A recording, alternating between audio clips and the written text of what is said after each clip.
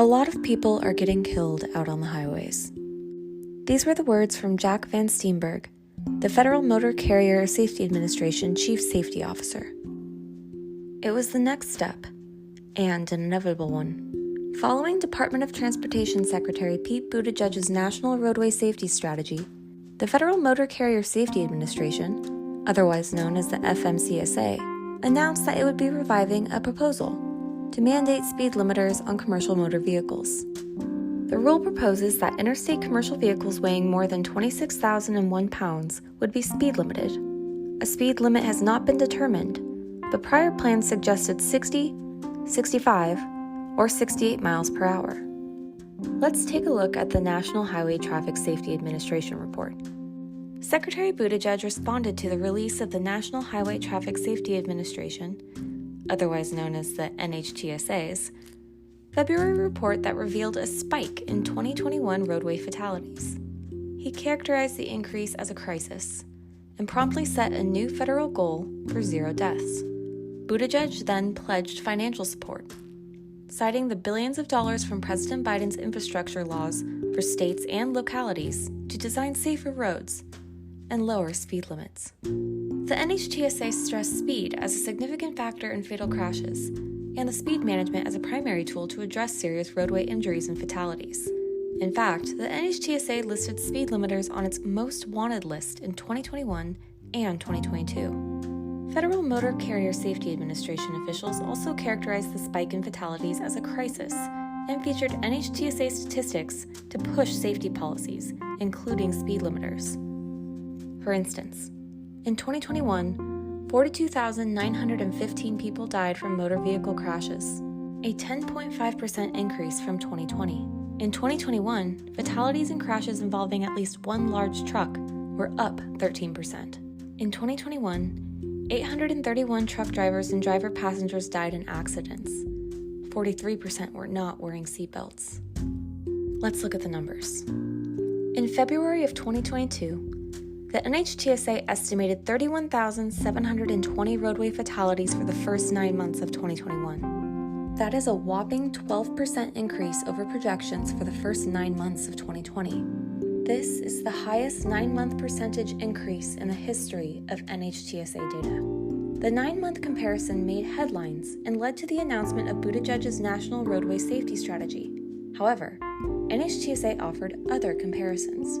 In 2015, for example, annual fatalities increased by 8.4% compared to 2014. In 2016, fatalities surged again by 6.5%. Yet a year later, in 2017, fatalities declined, and then declined once more in 2018 and 2019. In other words, there is variation. Buttigieg's statements assume 2021 marks a trend, but the historical data shows nothing of the sort. Marked increases in fatalities one year are as likely to be followed by declines as increases are in the next.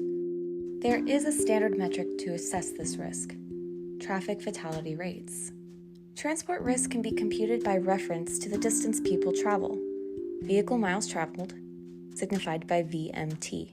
To compare fatalities over time, the number of traffic fatalities is divided by VMT. The result is a standard measure called traffic fatality rates. The NHTSA investigation does provide VMT and traffic fatality rates. However, they are typically ignored in media reports.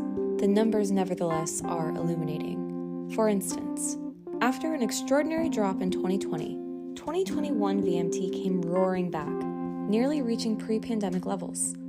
The roadways have never experienced such a sharp decline and rise in VMT.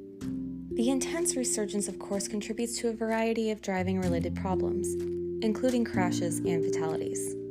Thus, the unusual increase in 2021 fatalities can be explained in part by the dramatic recovery in VMT, an 11.2% increase compared to 2020, about 325.2 billion additional miles traveled. Moreover, employing fatality rates rather than counts, 2021 looks very much the same as 2020.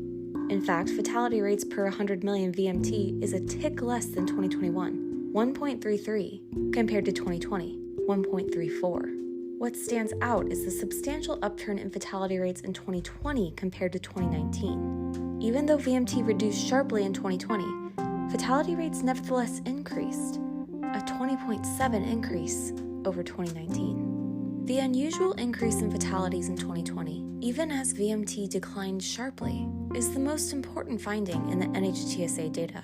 However, the specific causes of the increase are a mystery. Looking at NHTSA quarterly data, it's apparent that the pandemic created a large spike in the fatality rate in the second quarter of 2020. This is when widespread lockdowns happened, which continued into the third and fourth quarters. Fewer miles traveled do not mean fewer fatalities, at least not during a worldwide pandemic. Researchers contend that COVID-19 marked a sea of change in psychology, which includes widespread feelings of isolation, loneliness, impulsivity, and depression. Some believe these changes contributed to the uptick in fatalities. Drivers were more likely to speed, fail to use seatbelts, drink, and use drugs. The 2020 fatality spike matches other related pandemic trends, including soaring alcohol sales, drug overdoses, and homicides. So what's the bottom line? Certainly the last couple of years have been terrible for road safety. Too many people died. Federal and state governments need to do a better job of prioritizing safety on the roadways. However, an effective regulatory response must first grapple with the pandemic and its impact on reckless driving.